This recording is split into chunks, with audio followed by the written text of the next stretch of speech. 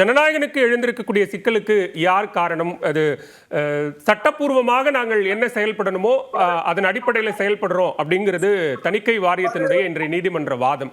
ஆனா மறுபுறம் படத்தயாரிப்பு நிறுவனமும் வாதங்களை முன்வைத்திருக்கிறாங்க. நீங்க என்ன பாக்குறீங்க சார்? இது இன்னைக்கு ஒரு 5th ஸ்டாண்டர்ட் குழந்தைக்கு கூட தெரியும் இதுல இருக்க அரசியல் அழுத்தம் என்ன என்று.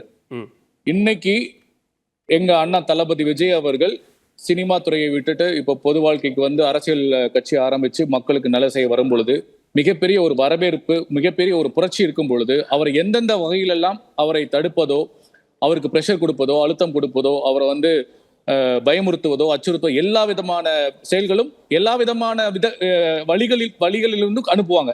யார் அச்சுறுத்துறா, யார் பிரஷர் பண்றா? சார் கண்டிப்பா இது சென்சார் போர்டு மத்திய அரசு தான் சார். மத்திய அரசு சம்பந்தப்பட்டவங்க தான் கொடுப்பாங்க. இன்னைக்கு எந்த ஒரு பிரச்சனை, ஒரு ப்ராப்ளம் வருதுன்னா, ஒரு தவறு நடக்குது அப்படின்னா காவல்துறை அது எஃப்ஐஆர் எடுக்கும் போது அந்த பாதிக்கப்பட்டவங்களோட எதிரி யாருன்னு தான் ஃபர்ஸ்ட் கேட்பாங்க. இப்போ எங்க தளபதி விஜய் அண்ணாவோட அரசியல் எதிரியா அவர் தெளிவா சொல்லிட்டாரு. திமுகவும் பாஜகவும் தன்னுடைய எதிரியா அவருக்கு சொல்லிட்டாரு. சரி, இதுக்கு மேல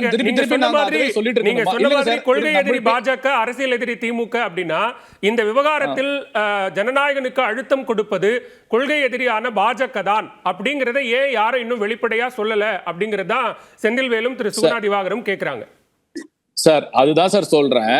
இது சினிமா சம்பந்தப்பட்டதுனால, ஒரு கிரியேட்டர் சம்பந்தப்பட்டதுனால நம்ம அந்த அளவுக்கு வெளிப்படையா பேச முடியாது. இப்ப நாங்க ஆதரவாளர்கள் உண்மையை வெளிப்படையா பேசலாம் நம்ம, சரிங்களா? இப்போ தயாரிப்பாளர் சைடுல என்னெல்லாம் ஃபாலோ பண்ணணுமோ அதெல்லாம் கரெக்டா ஃபாலோ பண்ணி தான் தணிக்கை குழுக்கு அப்ளை பண்ணிருக்காங்க.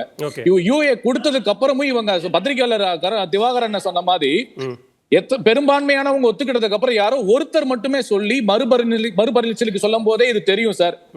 Again I am telling you, தலைவாக்கும் இதே சேம் பிரச்சனை தான் வந்தது. கத்தி படம் வந்தப்ப இதே சேம் பிரச்சனை தான் வந்தது.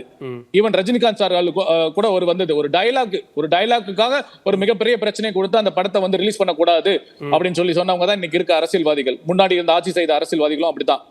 சோ இது முழுக்க எல்லாருக்கும் தெரியும், குழந்தைக்கு கூட தெரியும் இது அரசியல் அழுத்தம், அரசியல் பின்புலம் உள்ளது என்பதுதான் என்னுடைய ஸ்ட்ராங்கான. இவங்க ரெண்டு பேரும் எழுப்பக்கூடிய கேள்வியினுடைய சாரம்சம் என்னன்னா, நீங்க சவுந்தரராஜன் சொன்னது போல அவர் திரை வாழ்க்கையை உச்சத்தை விட்டு அரசியல் பொது வாழ்க்கைக்கு வந்துட்டாரு.